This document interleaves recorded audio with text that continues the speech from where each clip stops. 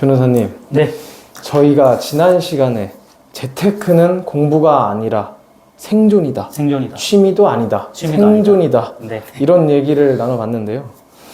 이게 오늘은 또 다른 얘기를 해주신다고 네. 하셔가지고. 그 지난 시간에 우리가 그 가장 기초적인 거, 네. 목표를 세우고 각인하는 거, 그 다음에 신문이랑 책 보는 거, 네. 요거를 말씀드렸고요.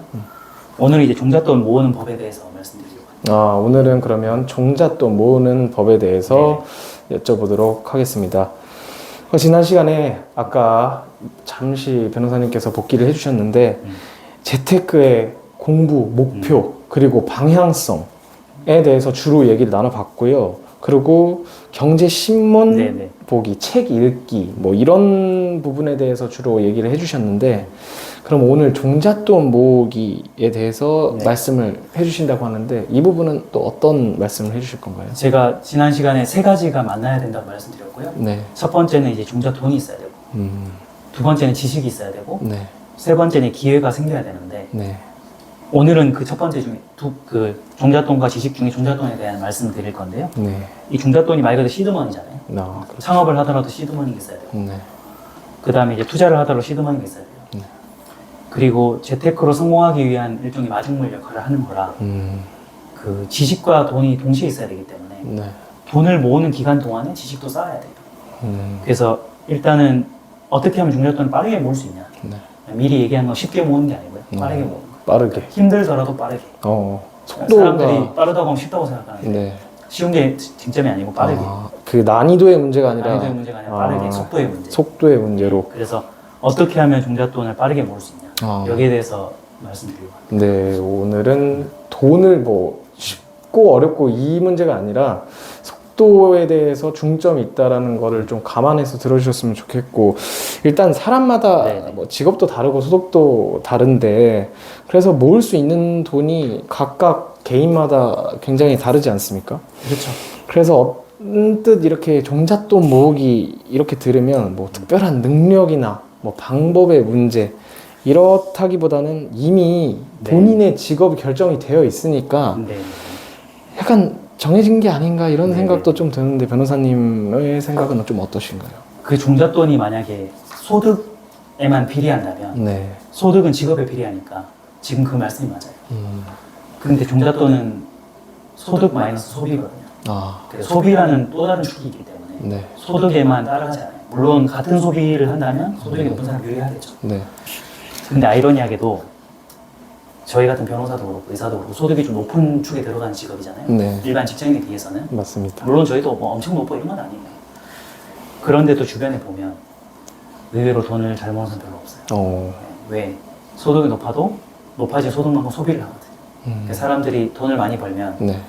소비를 많이 한 걸 권리로 생각하는 거예요. 그러니까 내가 이만큼 투자해서 공부해서 소득을 많이 버니까 네. 그만큼 내가 써도 된다는 걸 권리로 인식하거든요. 약간 보상 심리가 보상심리. 깔려 있네. 네. 그리고 내가 고생했으니까 네. 대가를 받아야지라고 하는데 그 종잣돈 현금하고요. 네. 소비는 완전히 다른 개념이에요.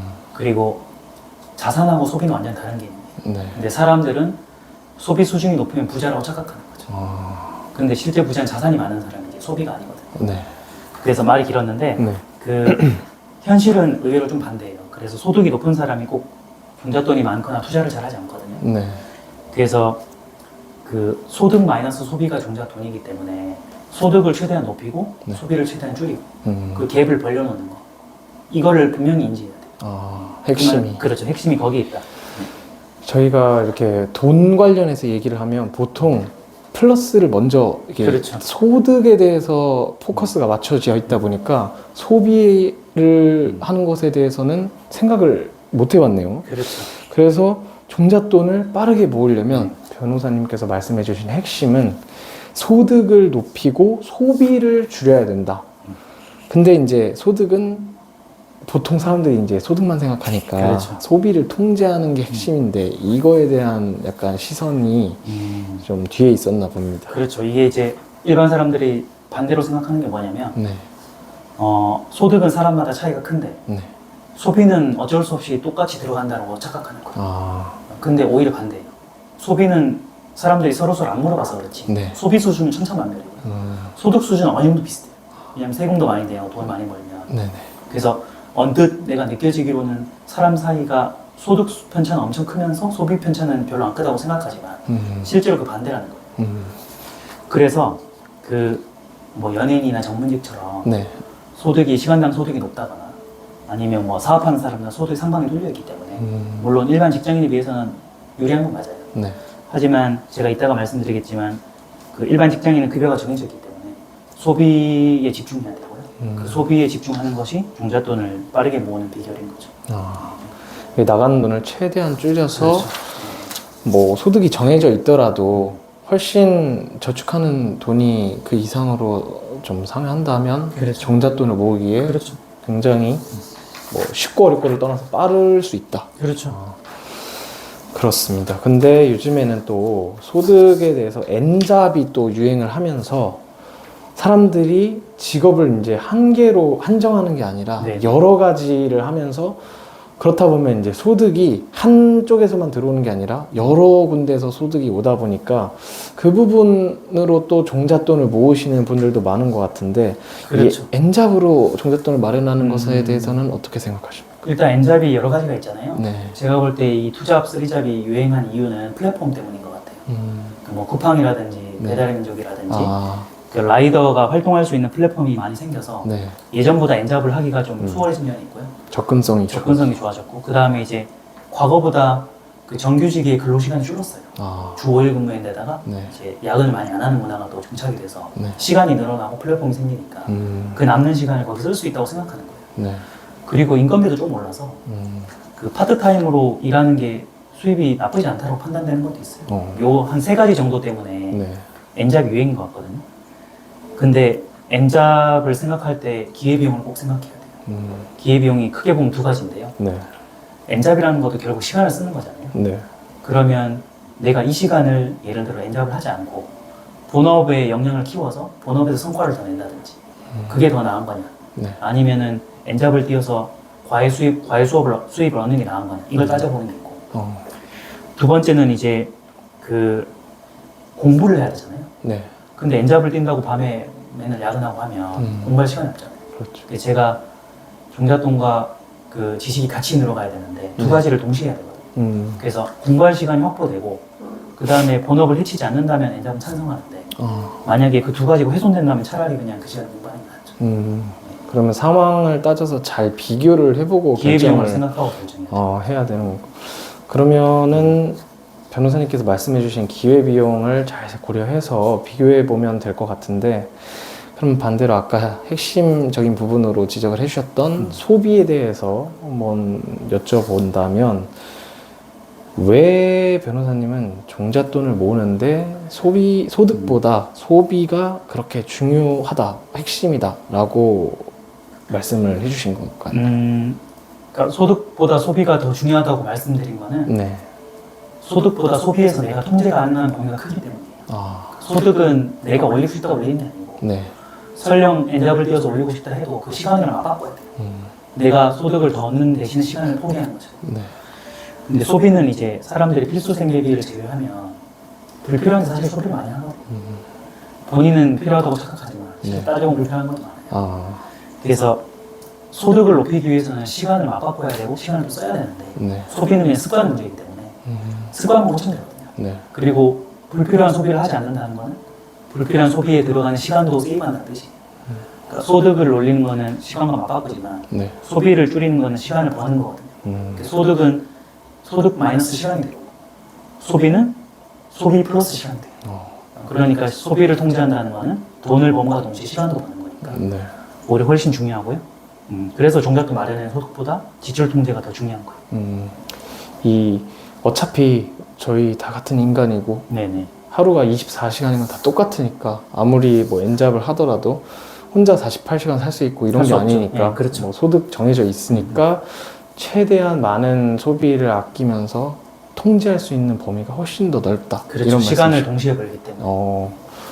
굉장히 소비를 통제하는 게 중요한 것 같습니다. 그러면 마지막으로 종잣돈에 대해서 얘기를 하고 있으니까 종잣돈은 어느 정도를 마련하는 게 좋을지가 굉장히 궁금한데요. 사람마다 목표는 다 다르지만 네네네. 그렇다고 이제 목표가 종잣돈 모으기다. 그러면은 언제까지고 언제까지나 계속 모으기만 할 수는 없으니까 그렇죠. 어느 정도를 모아야 좀 괜찮다 이렇게 보십니까? 제가 지난 시간에 재테크 목표를 숫자로 정하는 게 중요하다라고 말씀드렸는데요. 네. 두 가지를 생각해야 돼요. 시간이 있고 돈이 있는데 네. 그 재테크 공부를 완성하는 데는 그 사람마다 다르겠지만 학습 능력이 다르기 때문에 다르겠지만 네.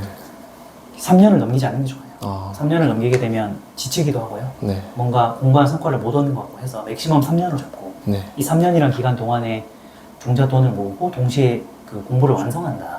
어느 정도 수준으로. 그래서 3년이란 기간 동안에 종잣돈을 모으는 기간, 공부를 하는 기간을 잡고요. 네.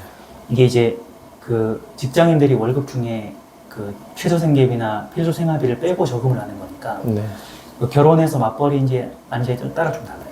그래서 예컨대 뭐 결혼하지 않고 혼자 생활을 한다면 최소 5천만 원 이상, 그리고 맞벌이라면 최소 1억 이상, 네. 그리고 뭐 개인 소득이나 시간에 따라 다르겠지만 아무튼 부부 합산 기준으로는 최소 1억 원 이상 모아야 된다. 이 1억 원이라는 거는 최소한 부동산이라든지 그 너무 소액이면 투자하는 게 의미가 없어서 네. 최소한 1억 원 이상은 돼야 의미 있는 투자를 할 수 있다. 아, 그래서 결론적으로 그 최소 종잣돈은 3년에 1억 정도 모으는 거. 3년. 부부 합산기 한 가구 기준으로 아, 그렇게 가는 게 이제 제일 현실적이고 네. 그때부터 이제 투자를 할 수 있으니까 좋은 것 같아요. 저희가 1편부터 말씀드렸지만 일단 수치화 시키는 게 중요하고 그렇죠. 그리고 기한을 잡는 거, 데드라인을 잡는 거를 기준으로 해서 한 3년에 1억 3년에 1억 정도라고 생각하면 될 것 네, 같습니다. 그때부터는 종잣돈이 모였고 어느 정도 지식이 쌓였다는 그 판단 하에 네. 그 돈 굴리면 되거든요. 아, 그러면 3년 동안 공부했던 게 있잖아요. 네. 예를 들어 자기가 주식이 잘 맞다든지 제가 다음 영상에 말씀드리겠지만 네. 자기가 공부를 하다 보면 알게 돼요. 주식이 잘 맞다, 부동산이 잘 맞다.